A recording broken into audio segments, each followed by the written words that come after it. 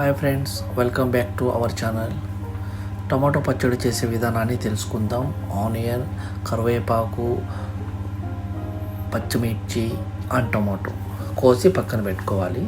తర్వాత ఒక పాత్ర తీసుకొని స్టవ్ వెలిగించి ఒక పాత్ర తీసుకొని మనకు నచ్చిన ఆయిల్ని వేసుకోవచ్చు. చాలామంది ఇక్కడ కువైట్లో దళాలు అండ్ సన్విటా చాలా వాడతారు, బట్ మేము సన్విటా వాడతాము. అండ్ కొంచెము ఆవాలు వేసుకోవాలి. తర్వాత స్లో ఫ్లేమ్లో పెట్టుకోవచ్చు, ఎందుకంటే ఆవాలు కొంచెం సౌండ్ వచ్చేంత వరకు దాన్ని చేయాలి. తర్వాత మనం కోసినటువంటి ఆనియన్ని వేసుకోవచ్చు. ఆనియన్ మొత్తము 1 or 2 మనము పర్సన్ బట్టి వేసుకోవచ్చు. తర్వాత పచ్చిమిర్చి, తర్వాత కరివేపాకు అంతా వేసేసి కొంచెం దాన్ని కలపాలి. ఎందుకంటే అలానే పెట్టేస్తే ఏమవుతుంది, ఖరాబ్ అయిపోతుంది. సో దాన్ని కలుపుతూ స్లో ఫ్లేమ్లో పెట్టుకొని కొంచెం కలుపుతూ ఉండాలి. ఓకేనా ఫ్రెండ్స్, మనం చూసుకోవచ్చు కొంచెము ఎర్రగా వచ్చేంత వరకు వాటిని చూసుకోవాలి. ఓకేనా ఫ్రెండ్స్, ఒక్కొక్కరు ఒక విధంగా చేస్తారు, బట్ నా విధానం అనేది కొంచెం వెరైటీగా ఉంటుంది. చూసారా, ఎర్రగా వచ్చేసాయి. తర్వాత మనం కోసుకున్నటువంటి టమాటాలు దాంట్లో వేసుకోవచ్చు. మనకు ముగ్గురు కాబట్టి మనము ఒక 6 టమాటోస్ 7 అట్లా వేసుకోవచ్చు. పండు టమాటో వేసుకుంటే టేస్ట్ ఎక్సలెంట్గా వస్తుంది. అలా తిప్పుతూ ఉండాలి, ఎందుకంటే మనం అలానే వదిలేస్తే ఏమవుతుంది, కింద అది అంటుకొని బ్యాడ్ స్మెల్ వస్తుంది. ఓకే ఫ్రెండ్స్, తర్వాత సాల్ట్ కొంచెము యాడ్ చేసుకోవాలి.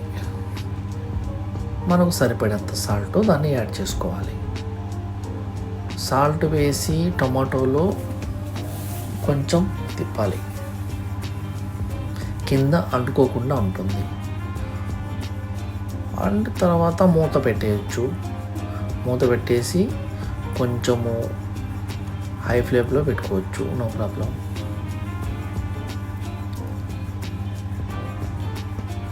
చూసారా, ఈ విధంగా ఒక్కొక్కరు ఒక్కొక్క విధానం చేస్తారు. చూసారా, 10 మినిట్స్లోనే, 10 మినిట్స్ కూడా కాదు, ఒక 5-6 మినిట్స్లోనే టొమాటో అంతా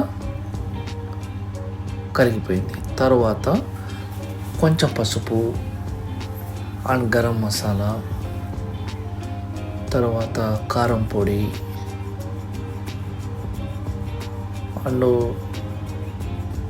ధనియాల పొడి కొంచెం వేసుకోవచ్చు. అంటే మీకు సరిపడేంత వేసుకోవచ్చు. 1 స్పూన్ లేదా 1/2 స్పూన్. కొంచెం కారం కావాలంటే ఎక్కువగా యాడ్ చేసుకోవచ్చు.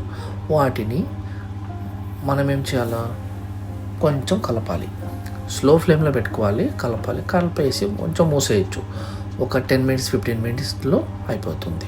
తర్వాత టేస్ట్ కోసం కొత్తిమీర అనేది యాడ్ చేయాలి. కొత్తిమీర ఎప్పుడు మనం యాడ్ చేస్తామో అప్పుడు స్మెల్ అండ్ టేస్ట్ అనేది ఎక్సలెంట్గా వస్తుంది.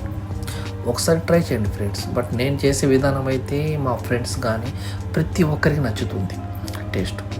బట్ మీకు ఎలా ఉంటుందో తెలియదు, బట్ నేను చెప్పే విధానంలో ఒకసారి ట్రై చేయండి, ఎక్సలెంట్గా మీకు నచ్చుతుంది అని నేను అనుకుంటున్నాను. ఓకేనా ఫ్రెండ్స్, చాలా సింపుల్ అన్నమాట ఇది చేయడం. Okay, thank you friends.